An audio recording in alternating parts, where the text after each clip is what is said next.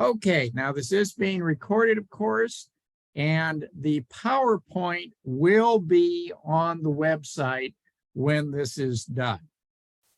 Also, I have put in sources for just about everything I've cited. So you do have the documentation. While a lot of this is factual, a lot of it is opinion. A little bit about me. I've been doing this for a while, like going on 50 years. But our topics today are, as you can see, we're going to be talking about transit, particularly what works, what doesn't work, what it can do, what it can't do, how COVID has made major changes to both transportation and San Francisco. We have a number of hot topics in transportation right now in transit: the 15-minute city, induced demand, road diets, complete streets, etc. We're going to get into a little of that, hopefully provide a little bit more knowledge. Then into parking, which is a major thing.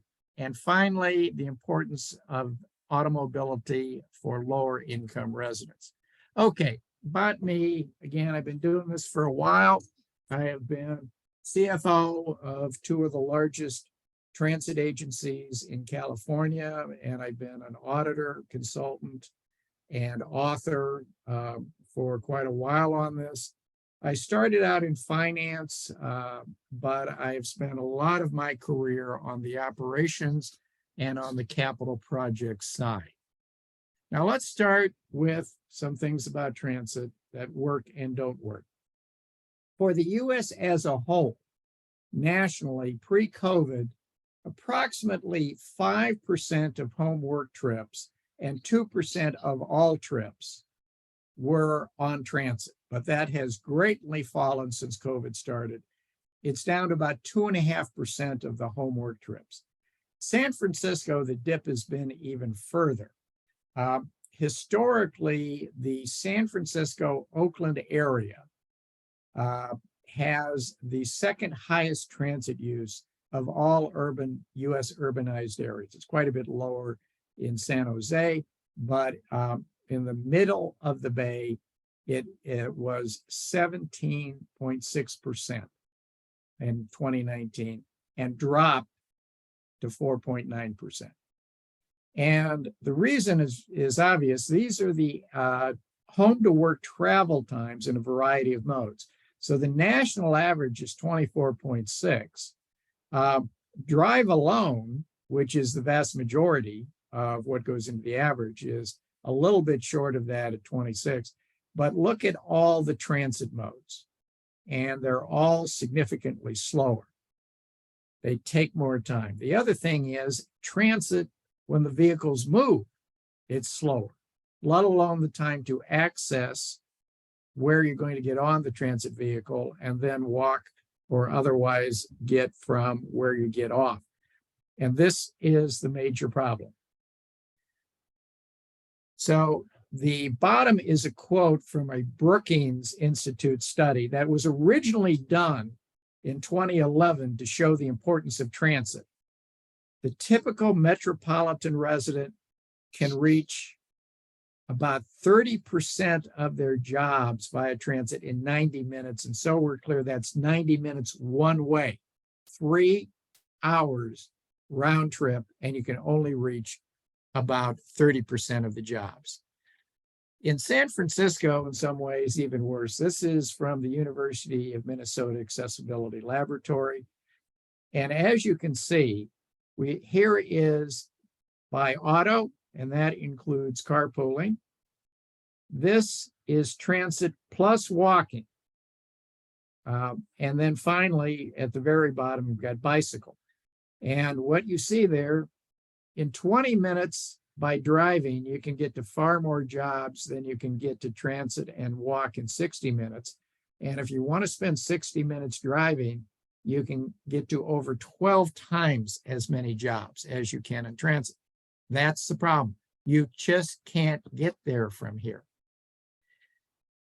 Here are some other things that you will hear about roads and transit, many of them that are just plain wrong, but they've gone into the collective collective consciousness. Okay. road users pay for roads through the road use fees and taxes they pay. You'll hear some very different things from people like the Sierra Club. And some of the things they throw in as costs are laughable. For example, they throw in half of the cost of the Department of Defense as a cost of driving because the Department of Defense exists primarily to protect Saudi oil for drivers. Okay, thank you. But if you actually include all that drivers pay in order to be able to use the roads, which includes a hell of a lot of money that is not used for roads, but for general purpose, road users more than pay the cost of what governments spend on roads. On the other hand, transit users don't come anywhere close. Pre-COVID, it was well under 1/4 the cost, and that has gone down quite a bit since. So right now,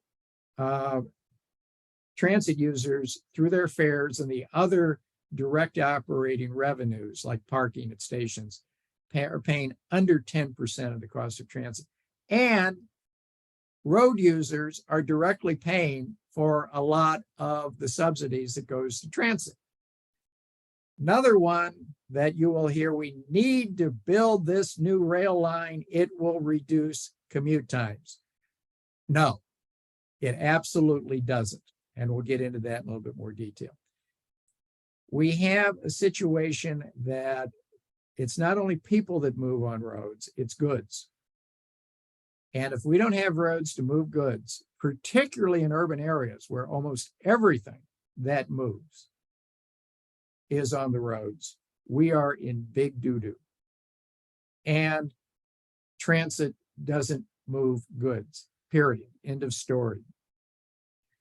Now, transit can be green, as in using less energy and reducing emissions, if it is very highly utilized. So systems that have a high ridership, high load factors, the New York City subway system, BART, and Caltrain, pre-COVID, these were good uses of energy for the operations. Let's not get into what it took to build them. That's another story. But those were efficient uses of energy and helped keep emissions down. But the vast majority of the transit that's in the US right now is not. Okay, now this is from a paper I did a few years back. The Travel Time Index, TTI, is the longest standing congestion index in the US, going back to 1982. And basically, it is the ratio of how long it takes to make the same trip during peak periods as off-peak periods. So if it takes 30 minutes during peak, 20 minutes off-peak, 30 divided by 20 is 1.5, and so the TPI is 1.50. What I did is I went back, and for a lengthy period here, I took all of the ratios for transit passenger miles per capita. So how many miles on a transit vehicle did the average person in 74 urbanized areas travel? And every single dot you see here is one of those 74 times whatever it was, 25, 26 years. And some of them I've identified by specific urbanized areas, but all the others are there. And what we see here, this is the trend line, did a simple regression, and it shows that as transit utilization increases, traffic congestion increases. So I am not saying that as people use more transit, that causes congestion to increase. What I'm really saying is the same decisions that lead to more transit use lead to more congestion because more money is being spent not on roads, but on transit, where it is not productively used for the benefit of the taxpayers. There's an old saying in statistics that correlation is not causation. But when you have a situation like this, where it actually goes the other way, a complete lack of correlation is a damn good evidence that there is no causation. To give you another example, 40% of all of the transit in the US is in the New York metropolitan area. Now, this blue line is the transit unlinked passenger trips in the New York metropolitan area. As you can see, we had a big dip followed by a big increase. This black line is the travel time index. I did a correlation, simple regression, and from the formula, I used the trips to project what the travel time index would be, and that produced this red dotted line. As you can see, that's pretty much right down the middle. And the R squared, the correlation of coefficient of 0.01, basically means that the change in trips, transit trips, only explained about 1% of the change in the travel time index. So for the largest transit market in the US, where in New York City, more than half of all homework trips are taken on transit, it is irrelevant. So to borrow an old song, if you can't make it here in New York, you can't make it anywhere. Transit has no impact on traffic congestion. Also, let's talk about energy use, which is directly tied to emissions. And what we see here, this is the overall, all modes, all systems, national average for diesel gallon equivalent passenger miles per gallon. And transit, shown here in blue, is constant to down. And there's two main things that were happening over this period and continuing to this day, that more and more service is being added, but that the average occupancy on it is going down. The passenger loads are decreasing, whereas the red here is auto. As we have, autos have become more and more fuel efficient, their mileage, their energy use per passenger mile is increasing. And this is continuing to go up constantly. So again, with the exception of systems like the New York City subway or BART, before COVID, those were good uses of energy, but even those are being called into question now. Okay, COVID has changed transportation quite a bit. One of the biggest things that happened is the huge shift to remote work and everything that goes along with that, including remote medical, remote education, remote shopping. Driving has recovered, and I've got a graph on that coming up, but transit, which in economic terms, I'm not making this up, economic term has a specific meaning in economics, and transit is an inferior good, which means as people income goes up, they tend to use less of it because there are things they like better. That has suffered. The ridership has gone down. The long haul commutes by high income choice riders, and we're talking BART, Caltrain, also most ferry systems, that has been hit the hardest, and those systems have been hard. At the beginning, we had the public safety risk. Everybody was afraid of giving COVID just just from stepping on the train or sitting in a seat or grabbing a handrail. You remember for quite a while, and even still, you're supposed to wear masks. So people were scared of COVID. That's gone down. But what has happened in the meantime is that security and safety have really suffered. And we'll get into that quite a bit. But a lot of people are just plain afraid to get on a bus or a train nowadays because of what goes on there. Unfortunately, the costs have gone up.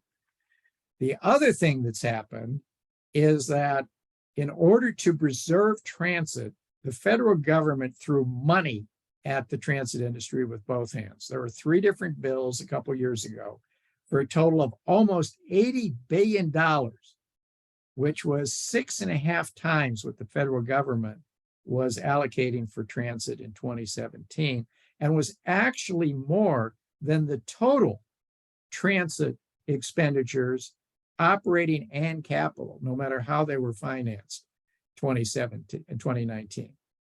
But these are one-time funds, unlikely to be reproduced, and now the transit industry is in big trouble. And it is absolutely refusing to make the change.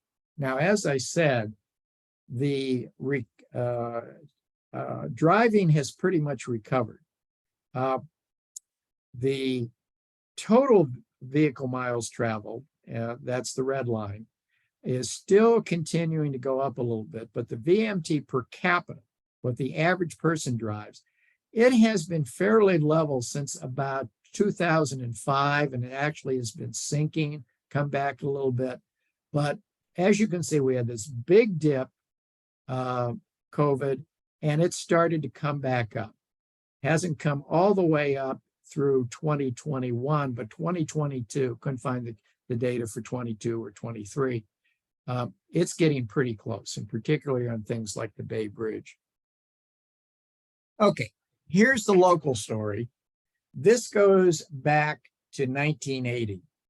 And this line, the blue line, is the total unlinked passenger trips. And unlinked passenger trip is every time you get on a transit vehicle. So if you get on a bus to go to BART and then get on BART and that takes you to your job, that's 2 unlinked and 1 linked trips. These are unlinked trips because it's very difficult to count linked trips. So as you can see, the number of unlinked trips has actually been falling since about 1980 when this time series began. It's down about 3%.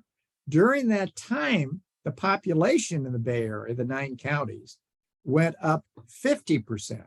So the bars, and that's what I want you to look at, we started at 104 in 1980, 104 unlinked passenger trips per capita. The average person in the Bay Area got on a transit vehicle 104 times in that year. And that's down to 65 in 2019. So it's down 37% over that period. Now, again, that goes through pre-COVID. Here's what's happened since. So it takes a lot of time to collect all the data. So I only did it for the 7 largest transit operators, and they're listed across the bottom. But what you can see is this huge fall off in the last 3 years. And this is down. They're down over 50% from the peak. And they're coming back very slowly. But spending is increasing. Again, this is just for the big 7. And I've shown it in both current year dollars and inflation adjusted constant 2013 dollars. And the current year dollar increase is almost 60%. And even inflation adjusted, it's up over 25% for far fewer people using transit. That's the taxpayer subsidy. In other words, I'm excluding the fares. Now, here's an interesting thing. This is from BART. This is a presentation at a BART meeting Notice these two lines down here, the downtown San Francisco office occupancy and BART ridership, and how closely they are correlated. Now, this is not me saying this. This is BART staff saying this. And so the office occupancy, which means the people who are actually in the downtown in this case, it's not the vacancy rate in commercial real estate. It is actually the people that are there.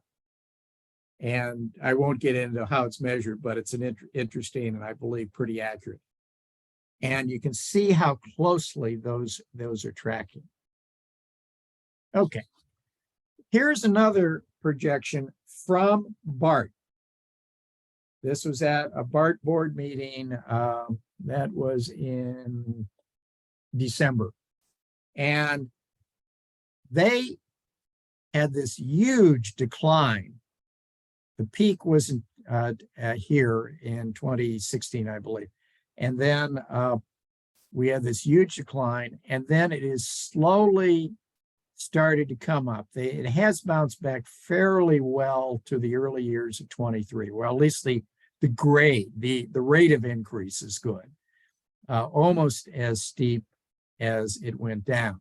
But BART is very uncertain what will happen from now. So they have 3 ridership projections. And if you look at even the most aggressive, the upside, BART ridership will not get back to the pre-COVID peak even through the end of the graph in fiscal year 32. Now, what is the transit industry doing to respond to this? Well, they want more money. Their approach basically amounts to, my God, we're in big trouble. Throw taxpayer money at us with both hands. But with the Republicans now in control of the House of Representatives, having any more money, any more than the usual, if even that, coming from Washington is very questionable, very questionable.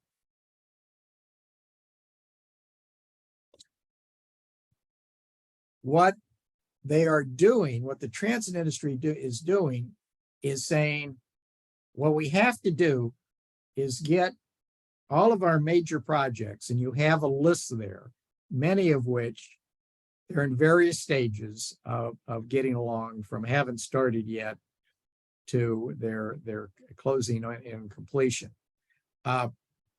These are things we want to push. We want to get them approved. We want to get the funding as soon as possible. Why? In my opinion, it's because they want to get that done before people realize what's going on. So in California, the shift is to, we need to get it from the state. But the governor has said, we've got a big state budget crisis. One of the big reasons for that is the state got billions and billions. So we had this huge surplus. So of course, we've got to spend it immediately. So this year we've got a budget deficit in the tens of billions of dollars we're going to have to cut. And the governor was going to cut $2 billion from state funding for transit. Now, the good news for all of us is we do have a lot of heroes that are racing to the rescue to try to not only preserve what the state normally spends on transit, but to get us a whole lot more. Thank God, Senator Wiener is coming in here to help us out. And we can only hope that the good senator is successful in rescuing transit as he has been with our housing issue. So what are we likely to see? The first thing is probably going to be more toll increases. You will remember we've had 3 ballot issues to raise tolls. And our tolls have gone from $1 to $7 and will go to $8 and $9 before this is over. I'm sorry, they have gone to 7. They will go to 8 before this is over. Another increase in 2025. And an inflationary increase after that, which is primarily going for transit capital improvements. So we challenge this because most of the money that was being raised was not going for roads, and particularly not for bridges, but it's a bridge toll to finance not bridges itself, not roads, but transit. This means it's not a fee, it's a tax, and Prop 13 says 2/3. But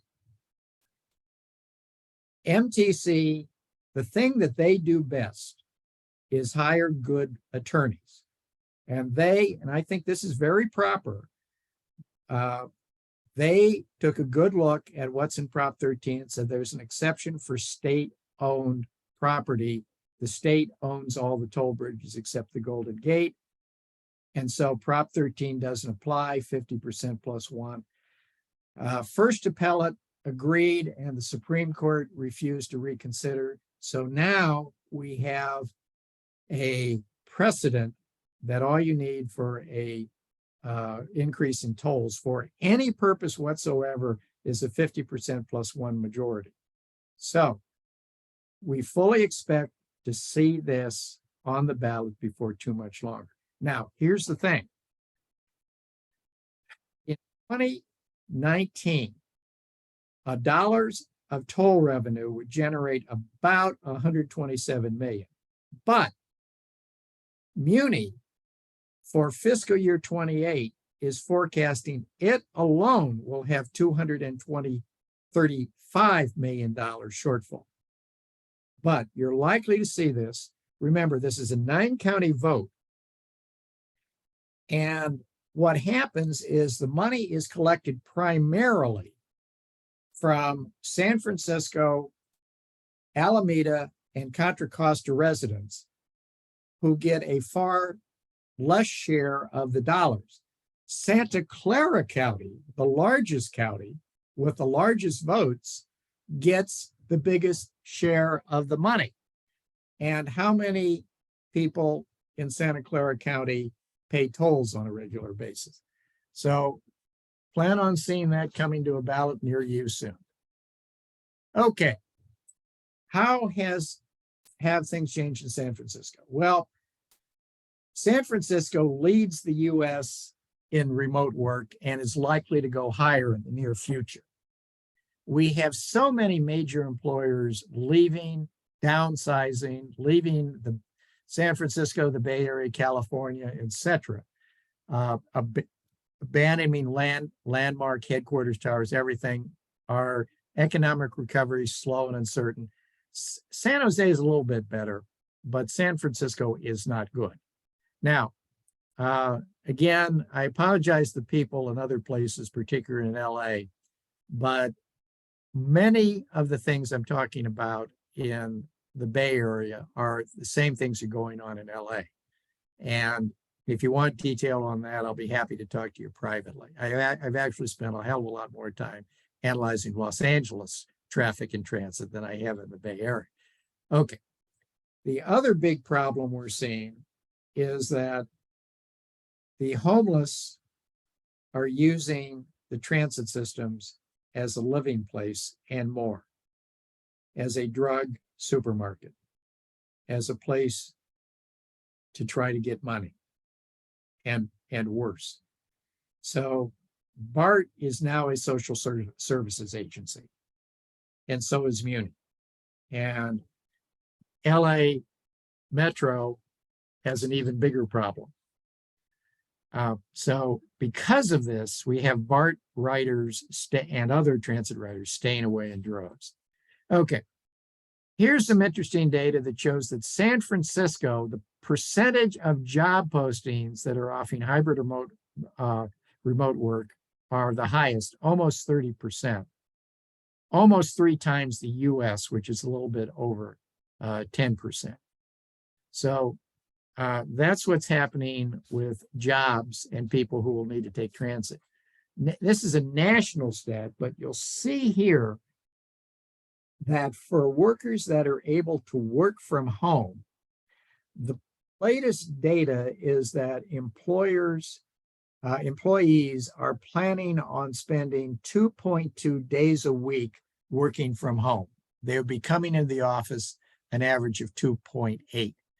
And San Francisco has a higher percentage of workers who are able to work from home, finance, insurance, data, etc., than just about any place you can name. So we can expect to see this continue in San Francisco and continue to get worse. The Bay Area is recovering very slowly. This is from the Bay Area Council Economic Institute. Again, this is a Bay Area organization that is dedicated to economic growth that is reporting this. Their overall score of these 5 factors combined, San Francisco is the second worst of all of these metropolitan areas. We beat Baltimore. And on economic activity, which basically means new investments, building new buildings, things of that sort, San Francisco is dead last. San Jose is better, but hardly sparkling, particularly concerned how it was in the past. But we're number 1 on housing cost. So as a result, outside of the Bay Area, we are seen as very expensive, very high taxes, anti-business, and just plain nuts. Okay, let's get into some road topics. These are interrelated, but we're going to start by talking about it individually. The first concept is the 15-minute city.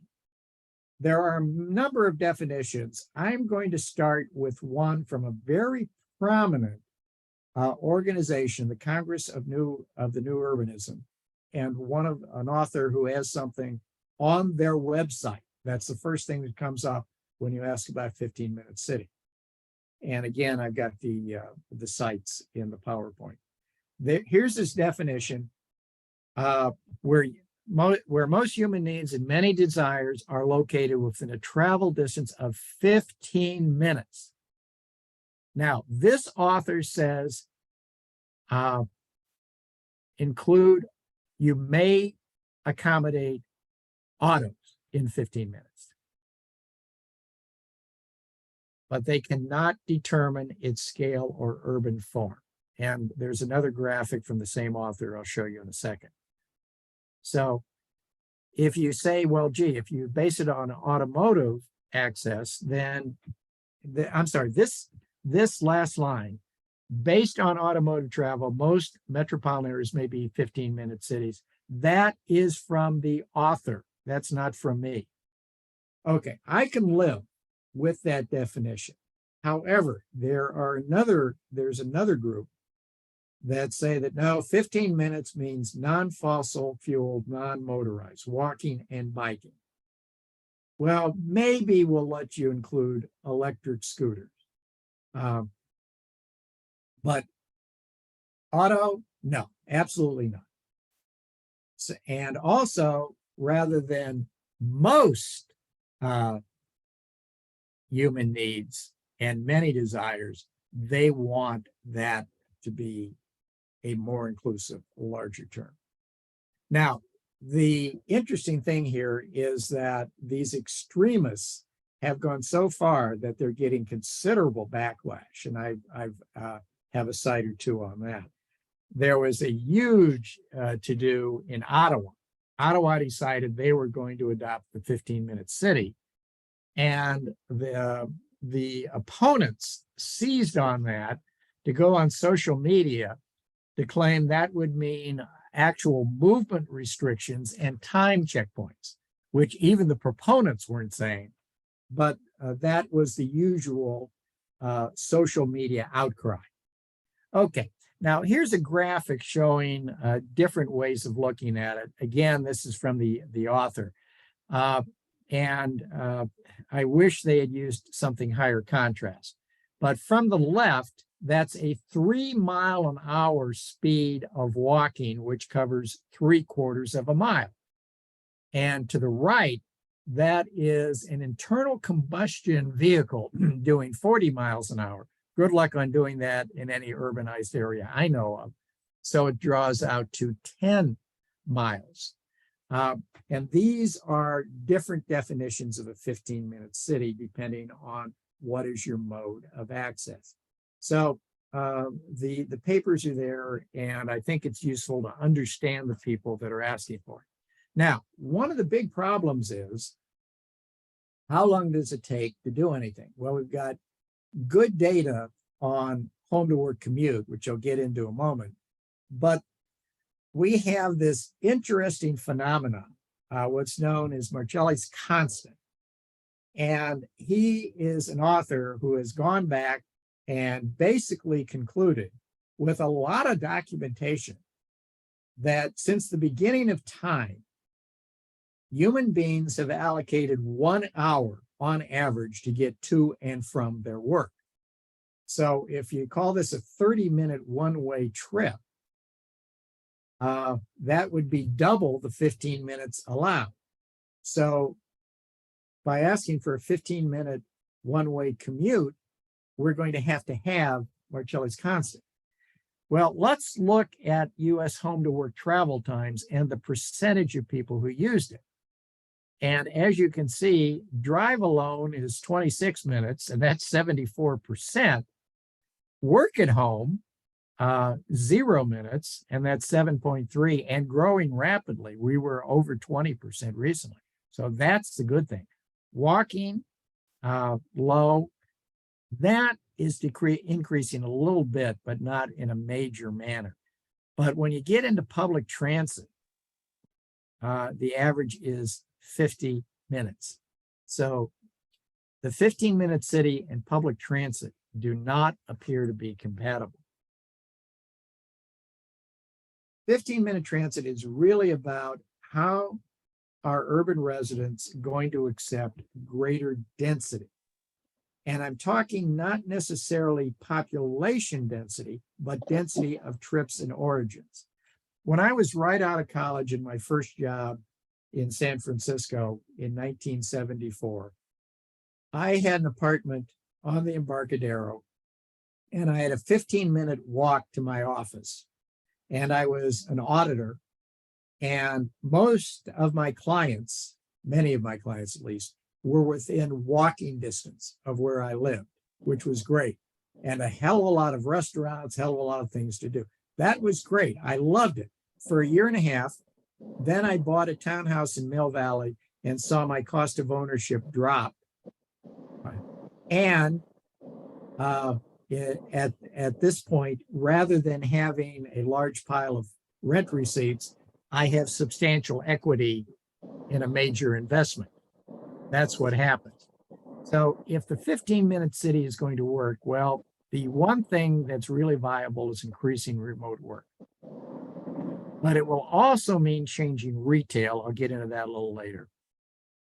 And the big problem is, in order to really do this, you would have to change the entire fabric, urban fabric of America, and tear things down and repurpose things, and et cetera. For example, we hear about we should take all these empty skyscrapers that are commercial office buildings and redo them into apartments and condos. Well, okay, that's not a bad idea, but you need to get very, very specific to the building. And for some places, it would be possible.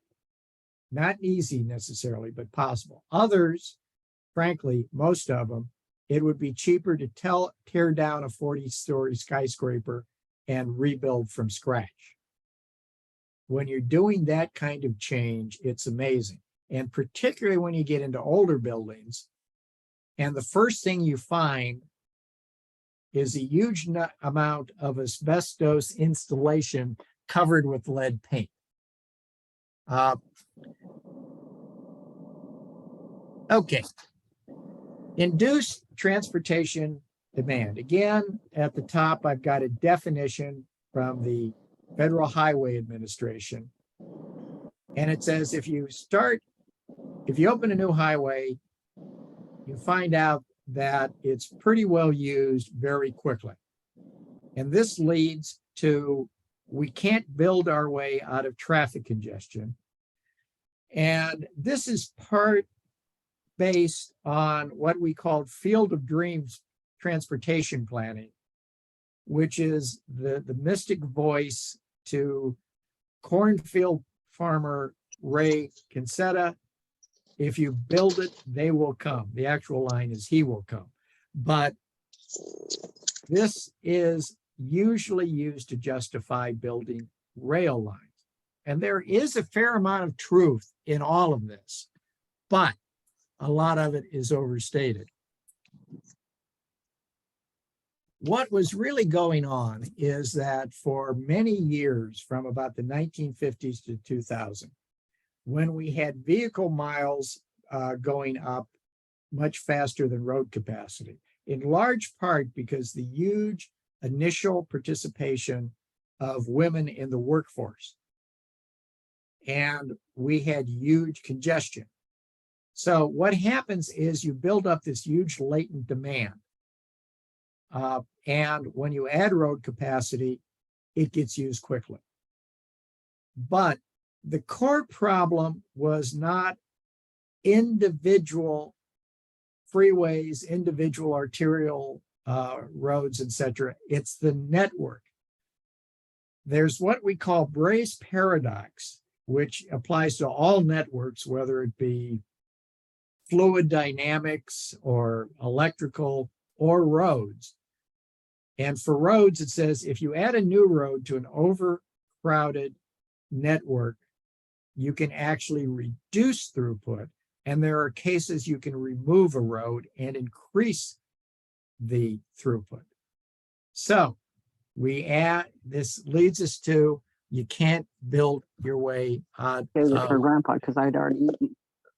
So let's do, yeah. I'm sorry, could who's ever speaking, please mute? Thank you. Okay.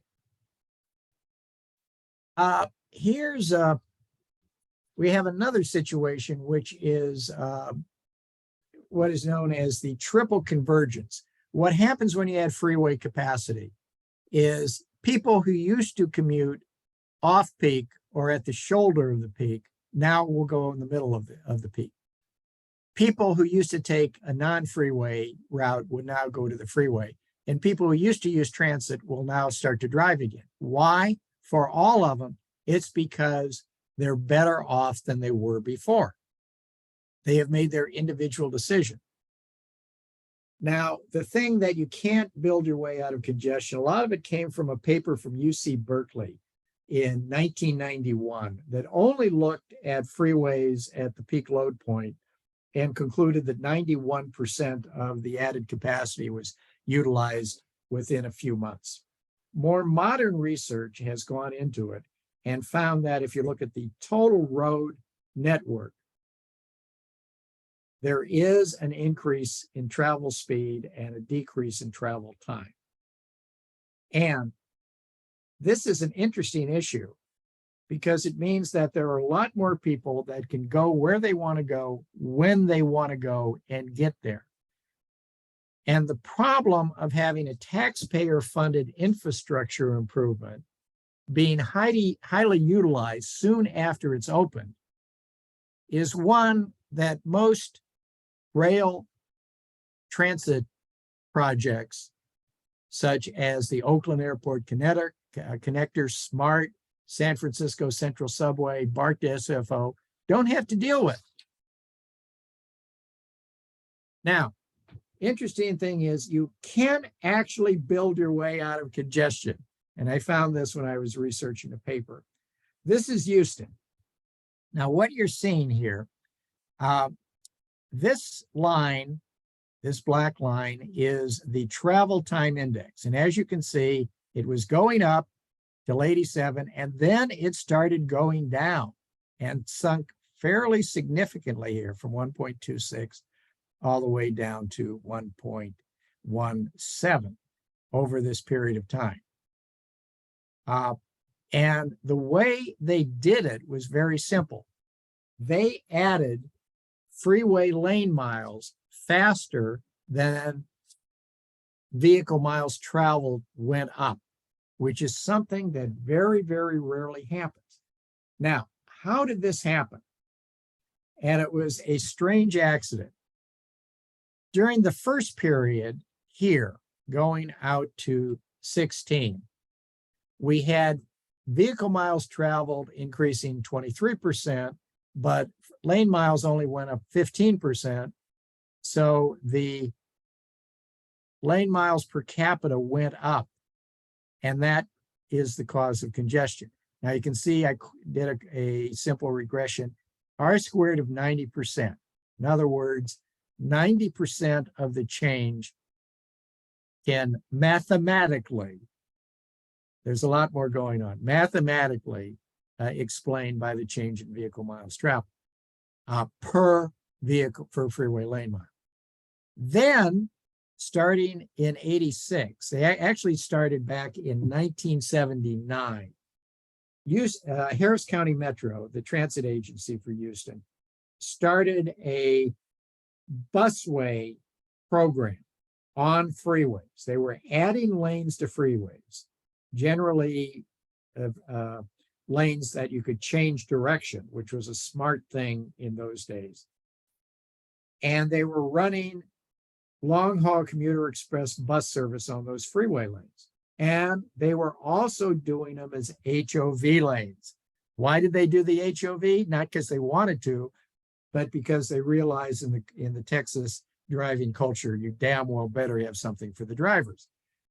As a result, starting in 86 to 93, we saw that freeway vehicle miles traveled grew by 25%, but the lane miles grew by 35%. So the vehicle miles traveled per lane mile went down, and the TTI went down. And this is the one and only time this has ever been done that I have seen in the US. They actually succeeded in doing a major reduction in congestion for the entire urbanized area. Again, an incredible accomplishment. And so after they got to about here and started noticing that this was a success, the powers that be decided, okay, well, that worked great, so we're going to stop doing it. And now we're going to put all of our money into expanding a light rail system, which led to this. Well, over this period of time, Houston, in terms of TTI nationally, was either first, second, or third. It was the only time until very recently that LA was not the first as the worst congestion. But from here down to here, they dropped all the way to 22nd out of 74. Quite a drop. And even after they stopped doing that anymore, they only went up to 11 after being first, second, or third back here. So even at the end of the period, after the original methodology was abandoned, it still worked very well. And of course, we will never, ever see this again. Okay. Complete streets. This is another interesting thing that we're seeing a lot of. Again, I've picked up a definition from the U.S. Department of Transportation. You can see it at the top. It's designed to be a street that is usable by everybody, regardless of mode, with a real emphasis on taking away from the longstanding priority for driving and increasing vehicle capacity and increasing vehicle speed at the expense of everything else. And that was the emphasis for decades. No question about it. So now we've got to bring everybody else into the equation. So a good way to look at this is the strode problem. A strode is a combination of a street and a road. And here I've got another definition that I've taken from a proponent, where a street, a place where people interact with businesses and residents, and where wealth is produced, gets combined with a road, a high-speed route between productive places. Well, I've got a few problems with that definition. Without the ability to get between those stations, you have a heck of a lot less wealth produced. But what do we have when we go to complete streets? Now, again, I took this from the same author of what a strode looks like. So here's the things to look at. Now, all he did was give me the after, so I don't know what the before looked like. But most likely, this was a 5-lane road of some type. And whether that was 4 lanes, 2 in each direction with a left turn lane, or 2 lanes and a left turn lane and parking lanes, I don't know. But it's basically 5 was your starting point. So they narrowed the roadway. If you look carefully, you will see that the 2 remaining traffic lanes are a lot narrower than the bus lane, probably down to 9 feet. And that causes drivers to slow. They did away with the left turn lanes. They did away with any street parking that may have existed. They widened the sidewalks quite a bit. There's now a bus lane. There is the planters that are protective barriers for the pedestrians and the cyclists. There's street furniture, the planters, the nice lights, a lot of trees, et cetera, et cetera. So what impacts? Well, the vehicle traffic went way down. And one of the main reasons was it has fewer lanes, but the other was the speed was a lot lower. And then the foot traffic, the bicycle traffic, and transit were improved. And this is the big one, safety improved. But it leaves a lot of questions. Where do you park? How do you get access to a business? This is particularly important if, for example, you are running for example, a dry cleaning store where it's drop and rush. What happens to the buses in the other direction? Is there another street on one side where the bus is one way in the other direction? Where did the traffic that formerly was on the strode go? And unfortunately, what often happens is it goes to a residential street. Also, a few other things. Making left turns now means that all traffic gets backed up. And if you're making a right turn in front of the bus, you need to be very careful to look over your right shoulder to see if you're going to be hit by a bus. Okay. So you start with the built environment again. Stroads were not designed that way, but they wound up that way because of the emphasis on vehicle traffic and vehicle speed over everything. So here's the issues you get into. When you try to replace automotive traffic with transit, you get into problems. Years ago, I was at a meeting where they were talking about the Expo line, a light rail line in LA. And there were some neighbors through a rather upper income, not real rich, not Beverly Hills, but it was a good neighborhood with a lot of professionals. And they were very concerned that they were going to have those people from the ghetto who are going to break in our houses and steal all of our expensive stuff.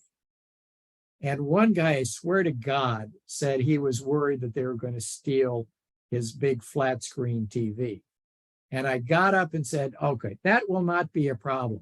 if you've got a 75-inch screen, the doors on the light rail vehicles are only 48 inches wide. They won't be able to get them through. And he took that as an answer. Okay.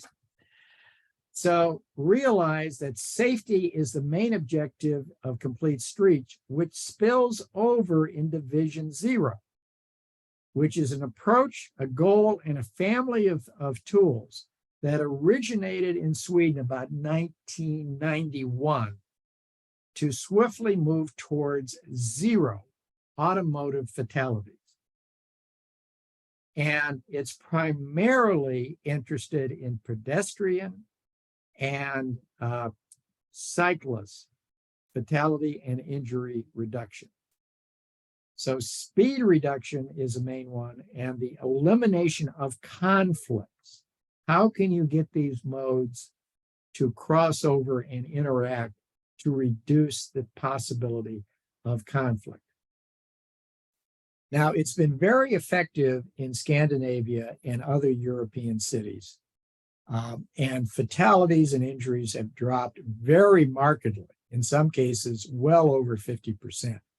But when we try it in the US, there appears to be more cities who are reporting an increase in fatalities after they've adopted. And one of the problems is decades of designing US roads for the primacy of vehicles and vehicle speed. And the other big one is trying to re-educate all of our drivers in the US that they cannot be cowboys.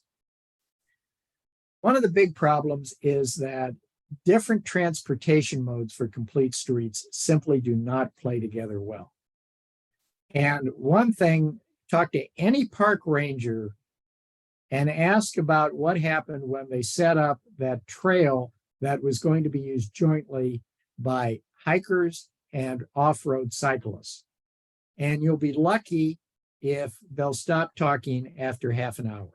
They will tell about breaking up fights, about serious injuries, all kinds of craziness. And fatalities from cyclists causing pedestrians are not at all unusual. There was even a plot point in a Law and Order Special Victims Unit episode a few years ago that started with a woman who was killed when a cyclist hit her. So it's that common. Now, in looking at safe streets, and always, never, never, never blame the victim. In other words, the basic understanding, the vehicle driver is always responsible for a vehicle pedestrian or vehicle cyclist collision, regardless of what the pedestrian cyclist actually did. Now, frankly, there's a lot of justification for that. But as we all know, my God, when you have an intoxicated or chemically impaired victim who wanders between two parked cars in the middle of a traffic lane on a dark street, well, officer, then we have the distracted walkers. A few years ago, I actually had somebody on a street near me. This guy was texting with both hands for quite a while doing look-ma, no-hand cycling and wandering all over both sides of the road in front of cars coming from both directions, paying no attention at all. And I've actually run into pedestrian and cyclists in the middle of traffic lanes on the Bay Bridge. I was actually coming back a few years ago from a Livable, California meeting. On the west side of the bridge, I get out there and there's a cyclist in front of me heading up the embanking towards Yerba Buena Island. And there's no place to go, and he's just happily cycling along. So I just got behind him, turned on my flasher, slowed down, and tried to keep the guy from being turned into roadkill. Okay, they're out there, folks. I will say the drivers are responsible, but you can't say we're 100% responsible. Okay, parking. This is another big thing. One of the major problems is that it is very expensive to build parking and to operate parking. And developers don't want to do it because it's so expensive. And so we have reverse field of stream logic. If we don't build it, they won't come. And since driving is bad, getting rid of parking must be good. But without parking, modern America would not exist. We all believe we have a right to free parking, but if we can't find it, we'll find it somehow. So that's where we get into major problems. Again, please mute. Richard, please mute. Okay. Here's an example I think will come home to many of you, particularly in San Francisco. Those of you who haven't had this experience, I'm sure you have had the same experience other places. You're invited to something on a weekend, a social get-together or whatever, on a weekend in San Francisco, say Richmond or the Sunset. You get there, and it takes you 15 minutes driving around. You finally find a parking space 2 blocks from your destination. Okay. That's the problem we have. Then we have progress in Sacramento and San Francisco City Hall and many other places. We are going to reduce the requirement for parking. We are going to say, for example, if you are half a mile from a 15-minute headway transit line, we will not impose any parking requirement. So people who will be looking for any kind of housing, and they find housing, and it's actually a little cheaper because there's no parking, they are going to eat that up. And they will be told clearly, well, there's no parking. Oh, understood. I don't care. I'm looking for any place. And so they get there and they've got 1 car or 2 cars. And what are they going to do? They are going to find a place to park. And this will cause an even bigger problem. So as we are allowing garages to be converted to auxiliary occupancy units, mother-in-law flats, etc., reduces parking. We have a major problem now, and it is getting a lot worse and will get worse quickly as more and more of these reforms and improvements are put in. Then we get into unbundling, and we'll talk about a bill that's coming up. This means you have to take a bundled package, such as an apartment with parking, and cut it into 2 pieces so you can buy the condo or rent the apartment without the parking. Okay, if you are talking about employment, the same thing works. You can have, for example, employees you get to choose. You get either employer paid or discounted parking or a transit pass, or if you walk, bike, or carpool, we'll give you the cash that we would have paid for parking or the pass. In many cases, this is a very good thing, but you have to be careful. Even for employers, there's a lot of times where it doesn't make sense. And I'll leave that for another day. But if we have renters that don't opt for parking or there's no parking to opt for, and they have a car, I have seen things with my own eyes, such as totally filling up a fire lane with cars illegally parked all the time, or going across the street to an older home development that had limited parking and therefore had a lot of people parking their second vehicle on the street and parking there. So we also run into people who are illegal parking in things like shopping centers, office building, flat lots, church lots, etc. Big issue. If you're going to look at bundling, look at it, but understand what you're getting into and understand that people will get very inventive. Now,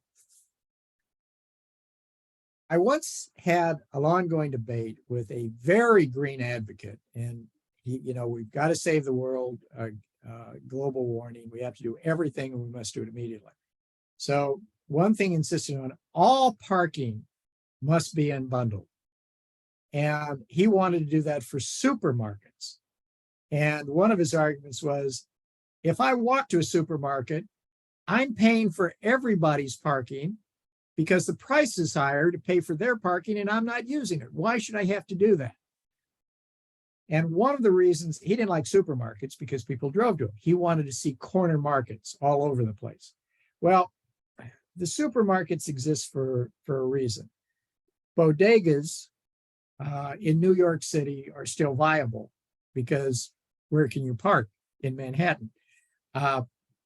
But with that and some other exceptions, mainly in inner cities, they're mainly a concept that have seen their time come and gone. Larger supermarkets offer far more types of products, far more selection, and they have far more frequent deliveries of things like fresh produce, meats, eggs, etc. And because they're volume operations, they have lower prices. But in order for a supermarket to pencil out, you need the rough equivalent of 1 square mile of single-family homes. That means 1 square mile, people have got to drive to get there. And for most people, they drive on their way home from someplace, such as way home from work. So it's not really adding that much to the vehicle miles traveled. But even those who walk or bike to supermarkets get a benefit from the free parking because they get lower prices, greater selection, and fresh goods. He didn't see it that way. Supermarkets also have a lot fewer deliveries than independent corner markets, who have a number of delivery trucks making small deliveries. Okay. If you don't provide adequate parking, you can have problems. One of the biggest problems is with transit. In LA, on what's now the which was the red and purple line, now it's the BD line, the subway system there. The ridership that resulted was far, far lower than the projection, except for the last 2 stations. The last 2 stations, which were in the San Fernando Valley, were the only ones with free parking. And those were so successful, they had to expand the parking lots, convert them to pay to park, plus many private pay to park parking lots got established very quickly. Every other station either had no nearby parking at all or no free parking, and the pay parking was usually expensive. So I'm not saying that's the only thing that went on, but without providing parking for transit, the transit system underachieved massively. For passenger rail lines, particularly commuter rail like ACE and Caltrain, parking is an absolute necessity. Suburban real estate also needs parking. If you don't have parking, there are not very many people who can live without having a place to park their car. And for retail, forget about it. And you can see on the screen, I have this story about what happened in Portland when they tried to have retail outlets next to a light rail station with no parking. They folded within record times.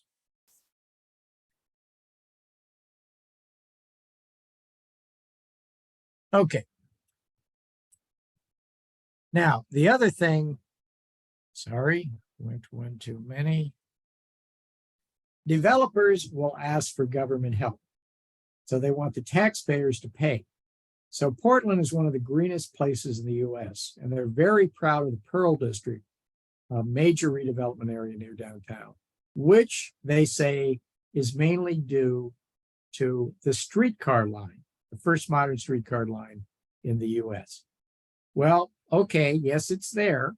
And as streetcar line go, it's successful. But the city has 5 mid-rise parking garages with about 4,000 spaces at or near the Pearl and including one of them that's right in the middle of the streetcar lines, two tracks in opposite directions. And so the taxpayers are paying a hell of a lot of money to let the developers get away with not providing parking. Also, the city, to encourage that, had huge ad valorem tax abatements for condos.